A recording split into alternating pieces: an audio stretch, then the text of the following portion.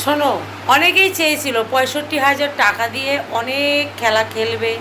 হ্যাঁ, দিশানিকে ওই গেন্দেগির মধ্যে ঢুকাবে, দিশানিকে ওই নরকের মধ্যে আবার ঠেলে দেবে। ভগবান আছে যার, আর যে সঠিক পথে থাকে, আজকে দিশানির লাইফটা এত সুন্দর হয়ে গেল। আজকে সবটাই তোমরা দিশানির মুখ থেকে শুনে নাও। আর দিদি কি বলছে, আমাদের সঙ্গীতাদি কি বলছে, সেটাও তোমরা খানিকটা শুনে নাও। ঠিক আছে? তাহলে ওই 65,000 টাকার খেলাটা তোমরা পরিষ্কার হয়ে যাবে। ঠিক আছে? 65,000 টাকার খেলাটা একদম মুখের চুনকালি পড়ে গেল। এবার কোথায় মুখ লেখাবে? এবার খেলাটা অন্যভাবে ঘোরাতে চাইছে। ঠিক আছে? চেষ্টা করেও লাভ নেই, অনেক চেষ্টা করেও কোনো লাভ নেই, কোনো ফায়দা নেই। চেষ্টা করে যাও। হ্যাঁ, আমরা আছি এই ওয়াইটিতে সঠিক বিচার করার জন্য। আমরা কিছুজন এসেছি, আর দিদিভাই তো আছেই। সেই জায়গায় চেষ্টা চালিয়ে যাও, কে কতটা কি করতে পারো দেখো। হ্যাঁ, তারপরে তো হচ্ছে ব্যবস্থা। তো চলো শুনে নাও পুরোটা, দিদিভাইয়ের মুখ থেকেও শুনে নাও। আর এখানে দিশানিরও আর দিশানির হাজব্যান্ডেরও কিছু কথা আছে, সেটাও তোমরা শুনে নাও। ওকে? আমার এই অডিও বার্তাটা আপনাদের কাছে যাওয়া দরকার আছে, তার কারণ হচ্ছে দিশানি আজ ফোন করেছিল। ওর সমস্ত মানে ধন্যবাদ আমাকে জানিয়েছে, তার কারণ ওর বিয়ে হয়েছে, এবং বিয়ে যার সাথে হয়েছে একজন অ্যাডভোকেট। এবং কল রেকর্ডিং আপনাদেরকে আমরা শোনাচ্ছি, এরপরেই আমার কল রেকর্ডিংটা শুনতে পাবেন, এবং সেটা আমি আমার নিজের চ্যানেলেও পোস্ট করেছি। একটি ভালো অ্যাডভোকেট ছেলের সাথেই বিয়ে হয়েছে, নাম তার সৌরভ, এবং অত্যন্ত অত্যন্ত অমায়িক ছেলে, যে সমস্ত কিছু জেনে বুঝে, এবং এগুলো যে ছোট ছোট বাচ্চা বয়সের যে ছোট ছোট ভুল, সেগুলোকে আমরা রেকটিফাই করে, যে আমাদের কাজ হচ্ছে জীবনকে আরও এগিয়ে নিয়ে যাওয়া, সেই চেষ্টাটা করার জন্য সৌরভের মতো একজন অ্যাডভোকেটের সাথে দিশানির বিয়ে হয়েছে, এবং ডেফিনেটলি একটা সম্ভ্রান্ত পরিবারে বিয়ে হয়েছে। এবং আর সাথে এটাও জানিয়ে রাখি যে দিশানি আর এইসবের মধ্যে নেই, সুতরাং দিশানি সম্বন্ধে আজ থেকে প্রত্যেকের কাছে আমার অনুরোধ, আপনারা প্লিজ এই মেয়েটিকে আর টানবেন না। তার একটা সুন্দর জীবন হোক, তার সুন্দর জীবনটা আমরা দেখতে চাই, কারণ মেয়েটি অনেক ছোট বয়স থেকে অনেক অত্যাচার, অনেক কঠিন কঠোর বাস্তবের মধ্যে দিয়ে গেছে, কিন্তু কোনো শান্তি পায়নি। অর্থাৎ তার জীবনটা কিন্তু অনেক মানে উতার চড়াও এসছে, এবং আস্তে আস্তে সেই মেয়েটিও যে বুঝতে পেরেছে যে তার জীবনটা সত্যি একটা নিশ্চিত জীবন ছিল না।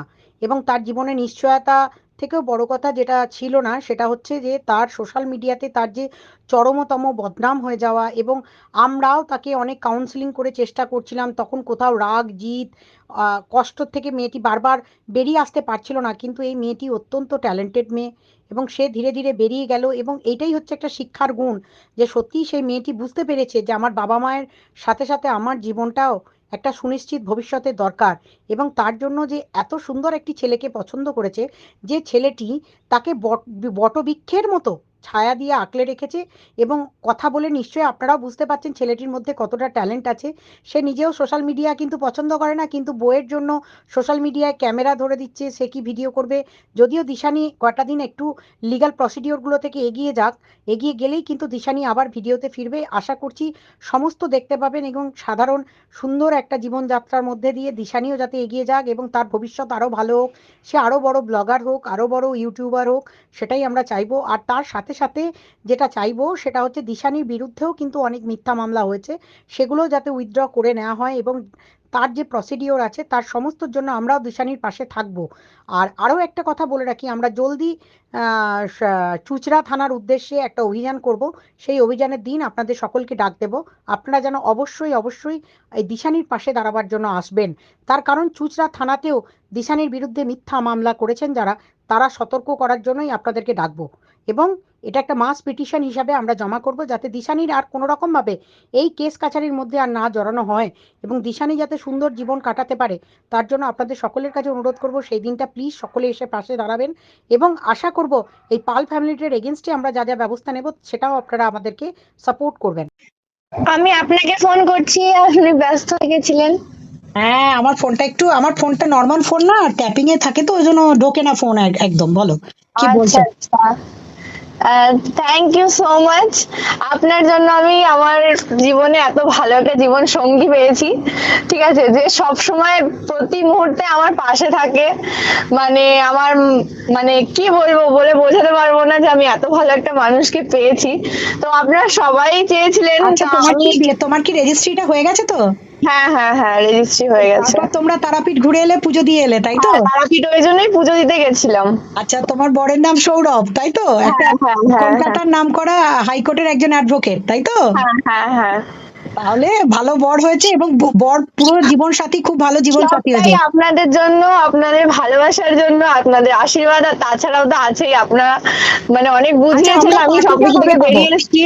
আমরা আমরা ভোজটা কবে কবে পাবো? বলুন, কবে পার্টি নেবেন বলুন, আচ্ছা, সেদিনই তোমার পার্টি তোমার দেবো। সোশ্যাল ম্যারেজটা কবে হবে, মানে তোমাদের ধুমধাম করে বিয়েটা সোশ্যাল কবে? ম্যারেজটা একটু লেটে করব, কিন্তু রেজিস্ট্রিটা একটু মানে আগে করা হয়ে গেছে বলে রেজিস্ট্রিও একটা অনুষ্ঠান করার কথা আছে, তো সেটা সামনেই করব। আচ্ছা, তুমি কি মানে তোমরা এখন একসাথেই থাকছো তো? হ্যাঁ হ্যাঁ হ্যাঁ। আচ্ছা, ঠিক আছে, ঠিক আছে সোনা আমার, ভালো থাকো। আর তুমি আর এসবের মধ্যে তাহলে কোনো কিছুর মধ্যে না নেই? না, আমি এসব কিছুর মধ্যে নেই, আর থাকবো না। Good job, good job. তাহলে তোমার বরের একটা গলাটা অন্তত শোনাও আমাদের, তোমার বরের সাথে একটু কথা বলি আমরা, একটু গলাটা তো শোনাও। বরের গলাটা একটু সাসপেন্ড। একটু গলাটা অন্তত শোনাও আমাদেরকে, হালকা শোনাও। নমস্কার। নমস্কার সৌরভ বাবু, নমস্কার। হ্যাঁ, আপনি তাহলে কলকাতার অ্যাডভোকেট নাম করা? একদমই। আমি পুলিশের কাছ থেকে খবর পেলাম, ঠিক আছে, আমাকে বললো অত্যন্ত ভালো একটি ছেলের সাথে বিয়ে হচ্ছে দিশানির, তো তারপরেই আমরা জানতে পারলাম সমস্ত বিষয়টা। যাই হোক, সেটা দিশানির ভাগ্য যে আপনার মতো একটি ছেলেকে পেয়েছে। এবং সত্যি কথা বলতে কি, আমরা শুনছি দিশানির নামেও অনেকে নানা রকম ভাবে রিভেঞ্জ নেওয়ার চেষ্টা করছে। আমরা চেষ্টা করব দিশানিকে বাঁচাতে, এবং দিশানির পাশে যাতে সকলে থাকে। আপনিও প্লিজ একটু আবেদন করুন। একদম কন্ট্রোভার্সি থেকে যাতে দূরে থাকে সেই ব্যবস্থাই তো করতে হবে। একদম একদম। এবং দিশানি তো ব্লগ চ্যানেল, ও তো ব্লগই দেয়, ও তো কন্ট্রোভার্সি কোনোদিন করেও না। সেটাই, কারণ ও নিয়ে এত দাবি, এত এত কিছু চলছে, প্রবলেম। থ্যাঙ্কস টু গড কি এত ভালো একজন জীবন সঙ্গী দিশানি জীবনে এসেছে, এবং আপনাদের থ্যাঙ্কস টু জীবন এভরিওয়ান। না, thanks to you also, because এত ভালো করে একটা মানে সিচুয়েশনকে ওভারকাম করার জন্য এরকম একজন অ্যাডভোকেট এগিয়ে আসবে, আমরা নিজেরাই অবিশ্বাস্য। মানে আমি জানি যে আপনি সমস্ত বিষয়গুলো সমস্ত কিছু জেনে বুঝে, এবং এগুলো যে একটা বাচ্চা ছেলে মানুষই সেটাকে আপনি ভালোভাবে জেনে এবং সুন্দরভাবে দিশানির জীবনকে যে অ্যাকসেপ্ট করে সুন্দরভাবে গড়ে তুলছেন। আমরা চাইবো দিশানিকে নতুন ভাবে আপনাদের দুজনকে ব্লগে দেখতে চাইবো, আপনাদের জীবন যাত্রা আমরা দেখতে চাইবো। এবং সোশ্যাল মিডিয়া থেকে আমি একটু দূরে থাকতে চাইবো, এটা আমি আগে থেকেই বলি। আর সোশ্যাল মিডিয়া আসাটা আমি পছন্দ করবো না, কারণ আমার প্রফেশনাল লাইফের সঙ্গে অনেকটা মিসম্যাচ হ্যাঁ, করবে। মানে তবু তো দিশানি অন্তত সোশ্যাল মিডিয়াটা হ্যাঁ, না ওও ছাড়ুক, থাকবে, কিন্তু ও হ্যাঁ। যাতে ও ক্রিয়েটিভিটিটা active দেখায়। থাকতে পারে, একদমই তাই। ও যেটা প্রমোশন ভিডিও করে, তারপর ওর যেটা ব্লগ, সেগুলো তো ও করবেই, ডেফিনেটলি আশা করবো, কিন্তু তার এখন জন্য তো একটু কয়েকটা দিন। ও যতটা সোশ্যাল মিডিয়া থেকে সব থেকে আমি বলছি, সব থেকে বড় ব্যাপার হচ্ছে ও আমার এই জিনিসটাকে ভীষণ সাপোর্ট দেয়। মানে আমি এই যে ভিডিও ভিডিও করি, ও আমার ভিডিও ধরে দেয়, হয়তো আমি এখন ব্লগ দিচ্ছি না, ভিডিও দিতে পারছি না, কিন্তু আমার ভিডিও ভিডিও ধরে দেওয়া, কি ভিডিও করলে, কিভাবে ভিডিও করলে ভালো লাগবে, সবকিছু ও Exactly. আমাকে ডিসাইড করে দেয়। তাহলে একটা এডুকেটেড ছেলের এই কোয়ালিটিটাই তো দরকার ছিল, মানে আমাদের সকলের এটাই দরকার ছিল, তোমার জীবনে একটা এইরকম সুন্দর ছেলে আসুক।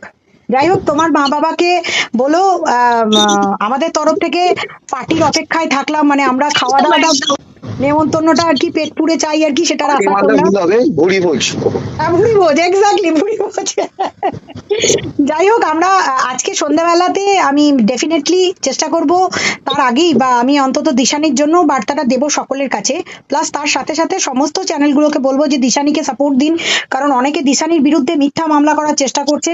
আমিও দিশানির প্রতি রাগ দেখিয়ে তার চ্যানেল হোল্ড করিয়ে যে কেস করেছি, পরবর্তী দিনে ডেফিনেটলি চেষ্টা করব যাতে করে সমস্ত কিছু থেকে দিশানি যদি বেরিয়ে যায়, ডেফিনেটলি আমিও চেষ্টা করব দিশানির কোনো কিছু আর যাতে আমরা না কোনোভাবেই দিশানিকে টানি, আর দিশানির জীবনটা আরো সুন্দর হোক, কারণ এই সুন্দর ছেলে মেয়েগুলোর জীবনগুলো ভালোভাবে তৈরি করার দায়িত্ব আমাদের সকলের। তো থ্যাংক ইউ সৌরভ বাবু, আপনার মতো একটা মানুষ যাতে ওর জীবনে এসছেন এবং ওর জীবনটাকে আরো সুন্দর করে দিন, আমরা সেটাই দেখতে চাই। এবং দিশানি আরো ভালো ভালো ব্লগ করুক, প্রমোশনাল ভিডিও করুক। এই কটা দিন একটু ওভারকাম করতে হবে, সিচুয়েশন গুলো একটু আমরা ইয়ে করে নিই, তারপরে সবাই তার জন্য কিছু তো স্ট্রাগল করতেই হবে। একটু এক্স্যাক্টলি আমরা সকলে মিলে সেগুলো একটা ধৈর্যটা যদি ওভারকাম করতে পারে তবে সাকসেস হতে পারে মানুষ। Exactly exactly. যাই হোক, অনেক অনেক ভালোবাসা সোনাকে, অনেক ভালোবাসা, ভালো থেকো, আর দেখা হচ্ছে খুব জলদি, দেখা হবে। একদমই, ব্যাস। অপেক্ষায় রইলাম। একদম একদম, থ্যাংক ইউ, ঠিক ভালো আছে। থেকো সোনা।